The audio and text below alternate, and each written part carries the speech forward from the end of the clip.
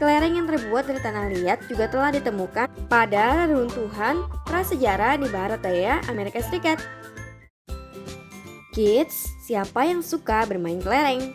Permainan kelereng biasanya dilakukan dengan beberapa teman agar suasana bermain semakin seru. Kelereng kita mainkan dengan cara disentil menggunakan jari.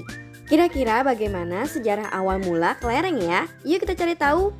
Kelereng merupakan mainan bulat kecil yang kebanyakan terbuat dari kaca atau marmer. Banyak penamaan untuk kelereng ini, seperti masyarakat Betawi namanya gundu. Untuk masyarakat Sunda namanya kaleci.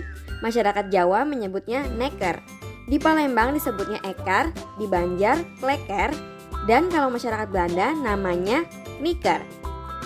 Berdasarkan penelitian sejarah, permainan ini awalnya berasal dari peradaban Mesir kuno sejak tahun 3000 sebelum Masehi.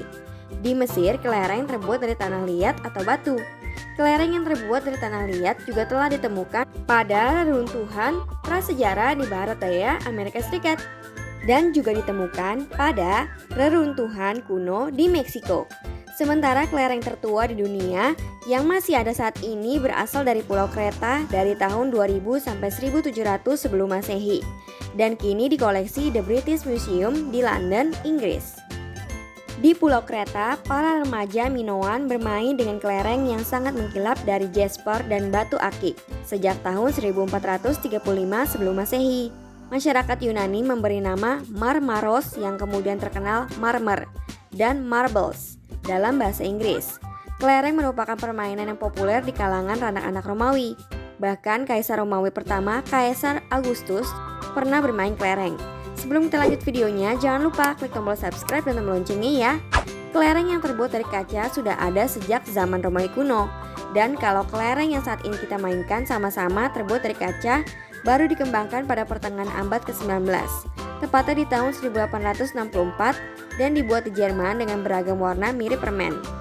Permainan kelereng sejak saat itu terus berkembang ke berbagai dunia, salah satunya di negara Indonesia. Oh iya, saat bermain kelereng kita juga dapat mengasah otak, melatih motorik, kesabaran, kecermatan, melatih kejujuran, hingga mengembangkan kemampuan sosial. Nah, itulah sejarah kelereng berdasarkan beberapa sumber. Sekarang kita cari tahu sejarah permainan congklak.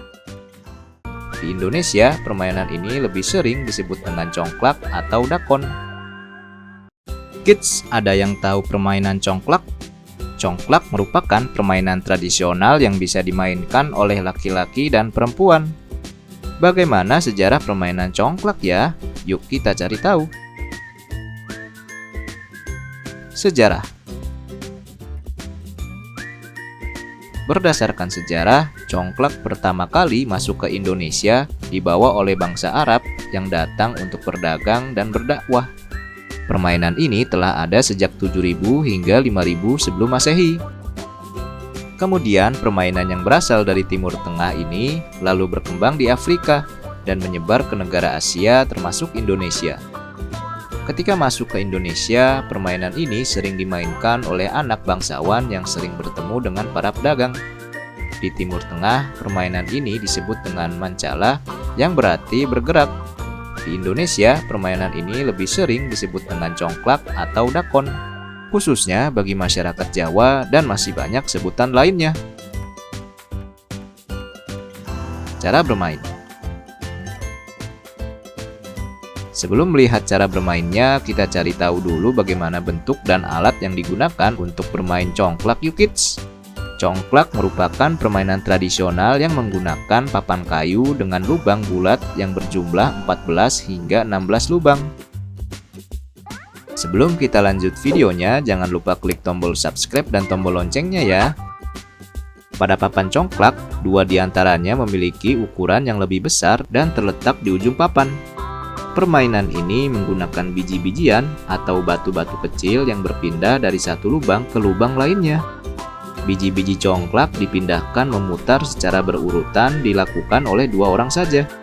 Nah, sudah ada sedikit gambarannya kan kids? Sekarang kita lihat cara bermainnya. Saat permainan dimulai, setiap lubang-lubang kecil pada papan congklak diisi 5-7 biji-bijian kecil atau batu kecil. Sementara itu, dua lubang besar yang terdapat di ujung papan dibiarkan kosong.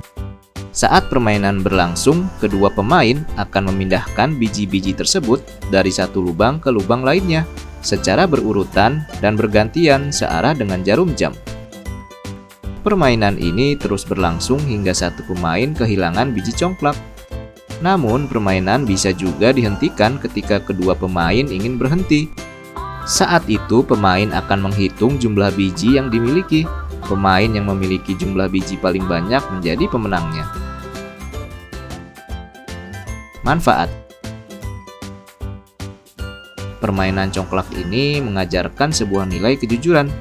Karena saat pemain mengambil biji dalam satu lubang dan menjatuhkan pada lubang berikutnya, pemain lain nggak tahu jika pemain lawan mengambil semua biji dan menjatuhkan satu persatu pada setiap lubang. Selain itu, permainan ini juga bermanfaat mengenai nilai kesabaran. Karena setiap pemain harus dengan sabar menunggu giliran untuk bermain. Nah, itulah sejarah permainan congklak berdasarkan beberapa sumber. Sampai di sini dulu ya videonya. Jangan lupa like, komen, subscribe, dan share ke teman-teman lainnya ya kids. Bye-bye!